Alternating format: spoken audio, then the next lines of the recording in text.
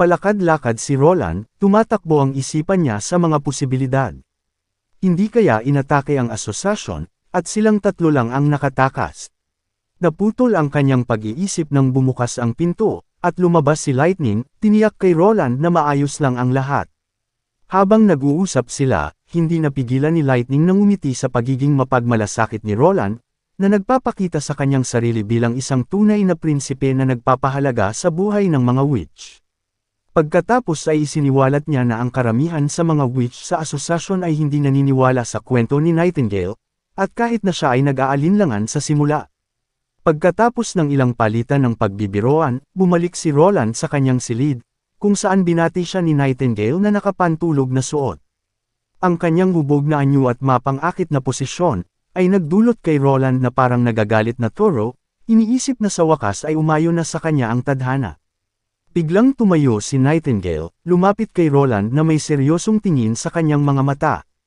Lumuhad siya ng isang tuhod at nanumpa sa ilalim ng kanyang pangalan, bilang Nightingale at Veronica, isang panunumpa ng katapatan kay Roland, nangako na magiging kanyang taga-protekta na mag-aalis sa lahat ng demonyo, at magsisilbing punyal na tatagos sa kadiliman hanggang sa kanyang huling hininga, gaya ng ipinangako ni Roland na tatratuhin ang mga witch ng may kabaitan at pangangalaga. Nauunawaan ni Roland ang bigat ng kabiguan ng asosasyon para sa witch na sinusuportahan ni Nightingale. Dahil dito, si Nightingale ay tumingin kay Roland bilang isang malaking pag-asa, na pamumunuan ang mga witch. Nais ni Roland na makipagtulungan kay Nightingale bilang may pantay na pagtingin, ngunit ang mga tao sa mundong ito ay hindi pa nauunawaan ang halaga ng pagkakapantay-pantay, kapayapaan, at kalayaan. Determinado na gawin ang tama, kinuha ni Roland ang punyal at niyakap ang katapatan na inialok sa kanya ni Nightingale, bilang simbolo ng ritual ngayong gabi. Tinapik ni Roland ang balikat ni Nightingale ng 3 beses, tinapos ang solemna ng ritual. Habang lumalalim ang gabi, sina Roland at Nightingale ay bumalik sa kwarto ni Wendy, hawak ang isang kontrata sa kamay. Dumating sila na may isang panukala. Si Wendy ay maaaring magtrabaho para kay Roland at manatili sa border town. Ito ay isa sa gustong bagay ni Roland, kung maghihintay lang sila, mas magiging delikado ang sitwasyon. Desidido si Roland na magbukas ng bagong tadhana, para mailigtas sa awakening ang lahat ng witches nang hindi nahaharap sa masamang pagpapahirap ng kapangyarihan ng demonyo. Kinaumagahan, ibinahagi ni Roland ang kanyang teorya sa kanila. Ipinalagay niya na ang mga witch ay katulad ng isang sisidlan, na may hawak na patuloy na pagtaas ng kapangyarihan na nasa loob nila habang sila ay tumatanda. Ang enerhiya na ito ay maiipon hanggang sa umabot ito sa maximum, nalalampas sa kapasidad ng katawan, at magdudulot ng pinsala at pagkabalisa. Sa panahon ng kinatatakutang buwan ng mga demonyo, ang kapangyarihang ito ay lalakas pa ng matindi na dumadaloy dito. Gayunpaman, si Anna ay nabubukod sa panuntunang ito, dahil sinanay niya ang kanyang mga kakayahan ng walang humpay at ginugol ang lahat ng kanyang kapangyarihan sa panahon ng labanan, bago siya mag-awakening. Nagresulta ito sa kanyang pagkawala ng matagal ng kanyang malay, ngunit siya ay nagising ng walang iniindang sakit. Nangako si Roland na lilikha ng isang ligtas na tirahan para sa mga witches upang malayang ilabas ang kanilang mga kapangyarihan. Sa kanyang pamumuno, walang maglalakas loob na arestuhin o saktan sila.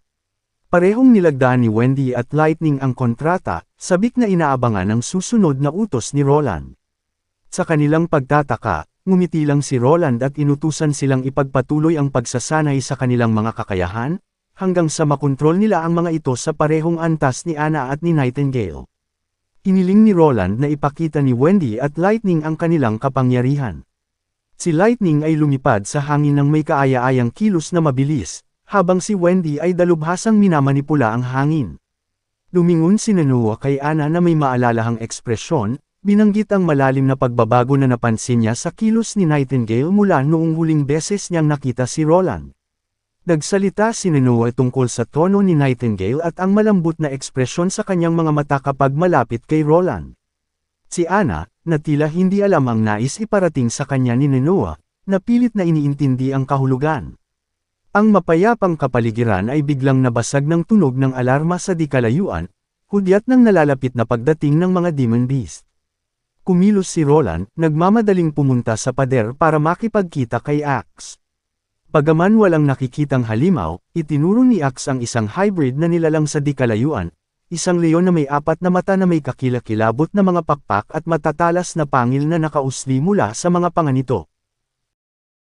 Ito ang parehong hybrid na muntik nang pumatay kay Axe, ilang taon na ang nakalilipas. Habang dahan-daw ang sumusugod ang halimaw patungo sa pader, inutusan ni Axe ang kanyang mga tauhan na unahin ang kaligtasan ni Roland.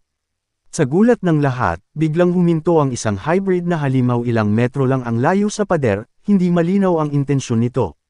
Sa isang kisap mata, ang hybrid na hayop ay kumilos na, tumalon sa lupa at ito'y lumipad sa itaas, sa hindi kapani-paniwalang bilis. Si Roland ay napasigaw ng utos sa kanyang mga tauhan na paputukan ang halimaw, ngunit ito ay masyadong mabilis at nagpakawala ng nakakabinging sigaw na nagpatamba sa lahat. Umatake ang halimaw sa pader, pinili ang pinakamahina nitong depensa. Ang pinakamatinding takot ni Roland ay naramdaman, nang magbabala si Axe na ang halimaw ay sinira ang pader at patungo ito sa residential area. Walang pag-aalinlangan, inutusan ni Roland ang kanyang squad na sundan ito, at nag-iwan ng reserbang puwersa upang bantayan ang pader. Mabilis na napagtanto ni Roland na minamaliit niya ang katalinuhan ng mga halimaw na ito. Ang partikular na hybrid na ito ay malamang nagumugol ng mga taon sa pagmamasid at pag-aaral kung paano makita ang mga kahinaan ng isang depensang infrastruktura, na dati nang umatake sa Chengdu Stronghold. Isang malakas na sigaw ang umalingaw sa isang sulok, dahilan para magmadali sila patungo sa pinanggalingan. Isa ito sa mga residenteng na biktima ng mabangis na hayop.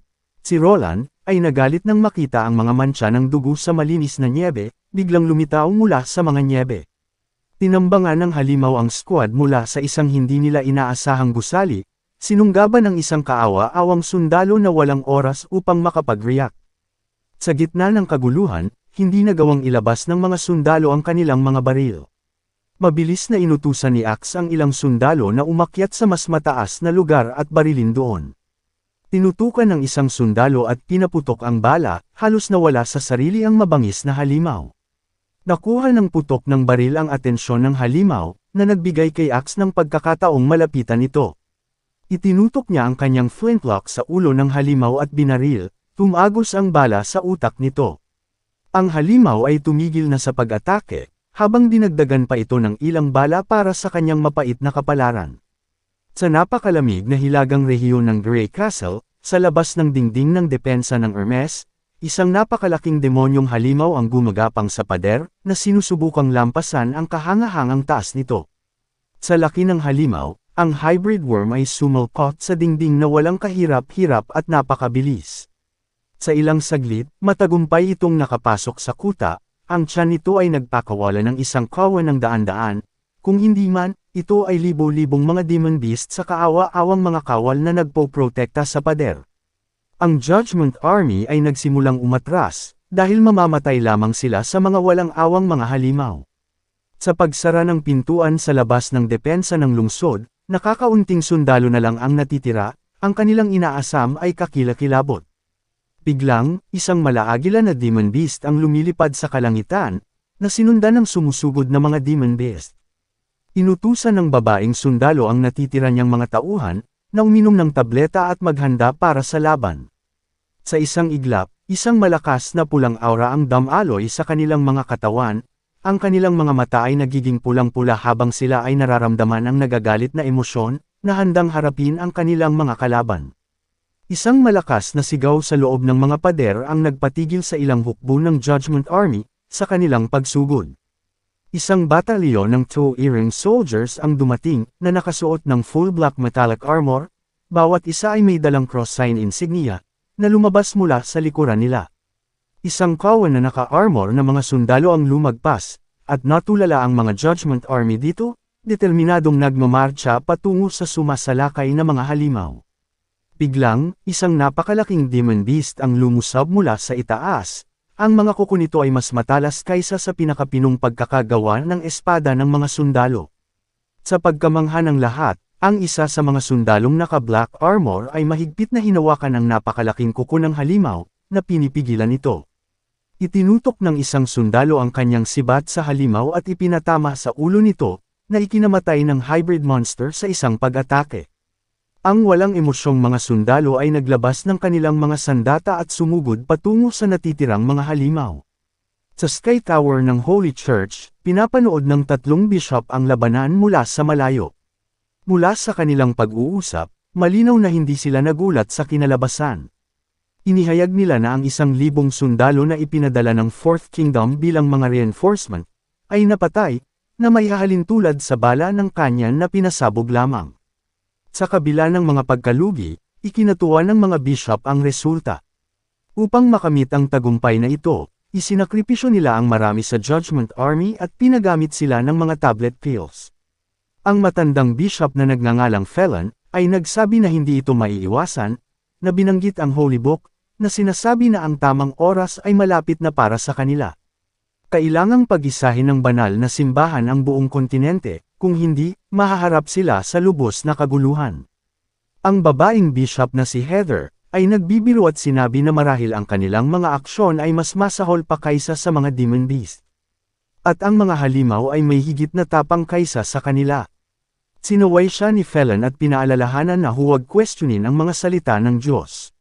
Sa isang nakabubusog na tawa, tiniyak ni Bishop Heather sa elder pastor, na sinasabi sa kanya na huwag mag-alala tungkol sa bagay na iyon. Sinabi niya na marahil ang Diyos ay may mapayapang lugar para sa mga mamamatay na halimaw. Sa kanyang puso, sinang-ayunan ni Bishop Min ang damdamin ni Bishop Heather. Naniniwala siya na ang Diyos ng kanilang pananampalataya ay hindi nagpakita ng pabor sa tao o sa mga demonyo, sa halip, tila sinusuportahan lamang ng Diyos ang mga nagwawagi. Si Carter, na nagmamasid sa gilid, ay may kakaibang nasaksihan sa isang miyembro ng maharlikang pamilya, na dumalo sa libing ng isang karaniwang sundalo na walang marangal na angkan o kauri sa kanilang pangalan. Ang ilan sa mga namatay ay hindi man lang nagtataglay ng mga wastong pangalan o apelyido. Gayunpaman, iba ang pananaw ni Roland. Sinasabi ng iilan na ang mga libing ay karaniwang nakalaan lamang para sa matataas na nobles at royalty. Bukod dito, hindi kailanman nagkaroon ng wastong libing sa border town, kung saan ang kamatayan ay isang karaniwan na lamang na pangyayari, lalo na sa panahon ng kinatatakutang buwan ng mga demonyo. Sa gayong kagimbal-gimbal na mga panahon, wala ng oras para ipagdalamhati ang mga namatay o bigyan sila ng maayos na libing, na ang kanilang mga bangkay ay madalas na nakahimlay sa sulok ng paligid. Pero nadama ni Roland na ang bawat buhay ay karapat-dapat parangalan, at ang bawat kamatayan ay nararapat na bigyan ng tamang pagkilala. Kaya, kinuha niya ang pagkakataong ito upang magbigay ng kanyang paggalang sa mga magigiting na mandirigma na nagbuwis ng kanilang buhay, upang protektahan ang bayan at ang mga naninirahan dito. Ito ay isang maliit ngunit makabuluhang kilos, isa sa hindi malilimutan ng mga residente ng border town. Ang ganitong kilos ay upang pagyamanin ang pagkakaisa sa kanyang squad, upang mas lalong maunawaan kung ano ang kanilang ipinaglalaban at ang layunin sa likod ng kanilang labanan. Sa sandaling nagsimulang pag-isipan ng mga tao ang mga bagay na ito, ang isang bagong tuklas na kahulugan ng layunin ay nag-aalab sa kalooban nila. Ang espiritu ng bawat sundalo ay napataas, at isang panibagong sigasig ay naisilang. Ito ay hindi na isang walang kahulugan na labanan, kundi isang laban na may dahilan, na lahat sila ay maaaring mamatay. Ang mga sundalo ay nagkaroon na ng malinaw na pananaw kung ano ang kanilang ipinaglalaban, at ang magiging epekto nito sa kanilang buhay at ang buhay ng mga sinumpaan nilang paprotektahan. May engrandeng plano si Roland sa kanyang isip, isa sa kailangan niya ang paggawa ng kanyang unang kanyan. Pagkatapos ng libing, habang siya at ang nagdadalamhating asawa ni Naji na nakatayo sa di-kalayuan, pinagmamasdan sila ng 2 sundalo mula sa malayo. Ang isa sa kanila ay nagpahayag ng pakikiramay sa naulilang asawa na naiwan na mag-isa, upang palakihin ang 2 maliliit nilang anak. Pinaalalahanan ng isa pang sundalo ang kanyang kasama na tinupad ni Roland ang kanyang mga pangako sa kanila sa panahon ng kanilang enlistment. Sa katunayan, natanggap ng asawa ni Naji ang sahod ni Naji at isang uri ng kabayaran na kilala bilang pensyon. Bilang karagdagan, bibigyan siya ng mahahalagang probisyon tulad ng pagkain at uling kada buwan. Ito ay isang testamento sa pangako ni Roland sa kanyang mga sundalo at sa kanilang mga pamilya, na lalong nagpapatibay sa moral ng kanyang army. Biglang napalingon si Vanner, ang kanyang matalas na mata ay nakakakita ng isang anino sa di-kalayuan. Samantala, pumunta si Roland sa workshop, kung saan sabik siyang nagtanong tungkol sa progreso ng mga importanteng bagay para sa mga baril. May magandang balita si Anna, nasa tamang landas ang lahat. Habang ipinakita sa kanya ni Roland ang blueprint para sa 12-pounder na mahabang baril, isang intermediary caliber na piraso ng artillery, nagsimula siyang magtrabaho ng dalubhasa sa pagkuha ng tinunaw na bakal, at ibuhos ito sa naghihintay na mole. Habang lumilipas ang araw at patuloy sa trabaho, ang tingin ni Roland ay nananatili kay Anna, na nagtatrabaho ng may matinding pokus at dedikasyon. Hindi niya maiwasang matamaan sa kaibig-ibig na kagandahan nito, at nang mapansin niya ang konting pawi sa noo nito, ay naglabas siya ng panyo at masuyong pinunasan ang mga ito. Nagkatinginan ang kanilang mga mata, at pareho silang namumula sa biglaang tindi ng sandaling iyon. Nang malapit nang dumilim ang paligid, at babalik muna sila para maghapunan, hindi nila namalayang pinagmamasdan sila ng isang misteryosong figure na nakatago sa mga anino. Hindi niya alam, na ngayon lang nasaksihan ng lalaking ito ang isang nakakagulat, ang pang-apat na prinsipe ay nakatira kasama ng mga witch. Ang espiya ay hindi nag-aksaya ng oras na ihatid ang impormasyong ito sa pangalawang prinsipe.